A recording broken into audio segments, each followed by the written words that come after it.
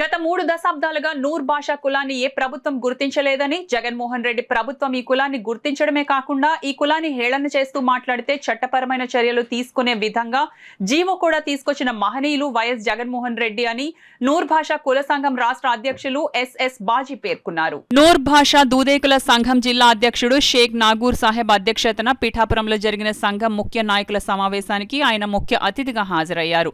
ఈ సందర్భంగా పలు అంశాలపై సమావేశంలో చర్చించారు. అనంతరం రాష్ట్ర అధ్యక్షుడు ఎస్ఎస్ బాజీ మాట్లాడుతూ నూర్ భాషా కులానికి జగన్మోహన్ రెడ్డి చేసిన మేలును రాష్ట్రంలో ఉన్న 25 లక్షల పైచిలుకున్న తమ కులస్తులకు తెలియజేసేందుకు వైసీపీ ఎమ్మెల్యే అభ్యర్థులకు మద్దతుగా తాను రాష్ట్ర పర్యటన చేస్తున్నానని తెలిపారు.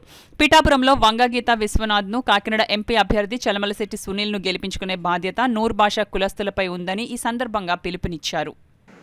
అయితే ఈరోజు ఈ 2024 రేపు 13వ తారీఖున జరగబోయేటటువంటి ఎన్నికలు ఏవైతే ఉన్నాయో అవి పేదవాడికి పెత్తందారుడికి జరుగుతున్నటువంటి యుద్ధంగా మనం భావించాలి.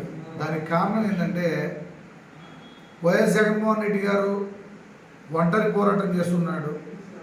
చంద్రబాబు నాయుడు జనసేన మరియు తెలుగుదేశం పార్టీలతో పొత్తు పెట్టుకుని ఈరోజు జగన్మోహన్ రెడ్డి గారి మీద యుద్ధానికి సిద్ధమయ్యాడనే విషయం మనందరికీ తెలుసు. 175 నియోజకవర్గాలకు గాను 158 నియోజకవర్గాల్లో 25 లక్షల పైచిలకు నూర్ భాషా ముస్లిం మైనార్టీలు ఉన్నారు.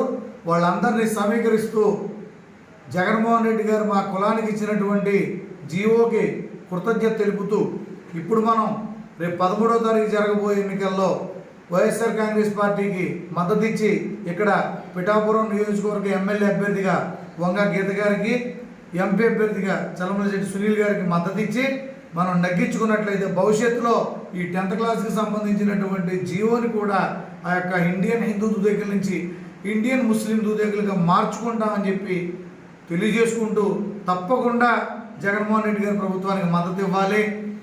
మద్దతుతో పార్టీలతో పొత్తు పెట్టుకుని ఆంధ్రప్రదేశ్ని మరొక యూపీలో మార్చేటటువంటి ప్రయత్నాలు చేస్తున్నటువంటి చంద్రబాబు నాయుడికి జనసేన పార్టీ వాళ్ళకి బుద్ధి చెప్పాలని చెప్పి తెలియజేసుకుంటూ ఈ అవకాశం ఇచ్చినందుకు ధన్యవాదాలు తెలియజేస్తాను.